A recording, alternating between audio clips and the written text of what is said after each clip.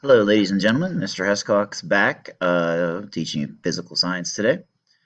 We've been working in Chapter 2, and we're going to finish up the third section of Chapter 2 today. Your warm-up question is, what is an example of a physical change? A physical change changes the substance in form, but does not change the actual type of substance. So like an ice cube melting, or steam, or dew, or condensation. Or it could be as easy as painting your car a different color. That's still the same car, it's just a different color now. We're going to talk about identifying properties of a substance. Your homework is 58 to 62, and the review sheet will be in Google Classroom. Properties are used to identify substances. Substances have characteristic properties. People use physical properties all the time to identify things. Basically, when you see this picture, what do you see? Well, immediately you know it is a pencil.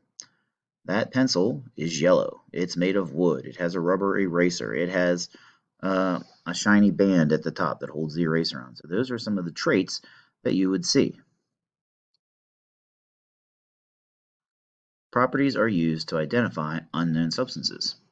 Look at the properties and then compare them with known properties such as color, boiling point, density, odor, freezing point, texture, etc. Some properties must be measured, such as density. Well, we did density earlier.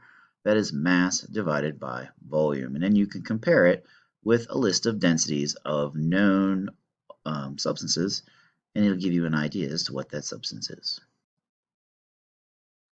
So speaking of density, density is the amount of material in a given volume or space. Density is very good for identifying them because if you have a pure substance, it will have a very specific density.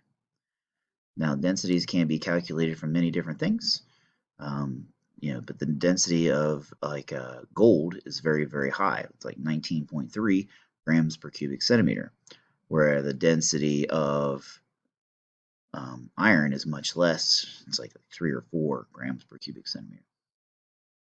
Heating properties are also used. So is it an insulator or a conductor? Wood, very good insulator. Iron, good conductor. The best conductors out there are going to be your very dense metals. Gold is an extremely good conductor that they use in fancy circuits and things, but typically we use copper and even now aluminum as wire because it conducts electricity well. Now, solubility is the measure of how much a substance can be dissolved. We'll have a whole chapter on solubility, but electric properties, does it conduct electricity well or not? And then magnetic properties. You will see here are some magnets in this picture below. And magnets are generally attracted to other magnets or iron. Magnetic properties work good if you're trying to separate out iron from things. We can separate mixtures. You can physically separate the parts by picking them apart. Like if you had Chex Mix, you could pull out the Melba toast and the pretzels and things like that. We can use magnets. Magnets are good to separate out different types of metals. If you have a whole bunch of metal mixed together, you drop a magnet down, the magnet's going to pick up everything that is magnetic, which is usually going to just be your iron-based metals. We can use different types of filters. There's all different types of filters in science that we could use. And then we could use distillation. Now, distillation, you'll see in this picture here, if you boil the water, it'll become steam. The steam goes up this tube, and then it goes into this tube where it has to force its way through. You have water running through this tube, this distillation tube here. That's called a condenser.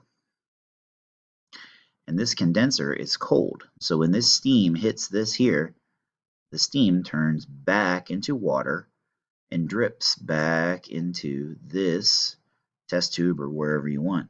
So what you're doing, you can have unpure water here. It could be filthy for that matter, and it will come up as steam.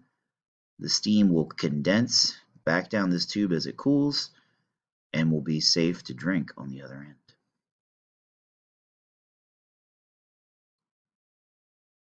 Well, that concludes Chapter 2, ladies and gentlemen.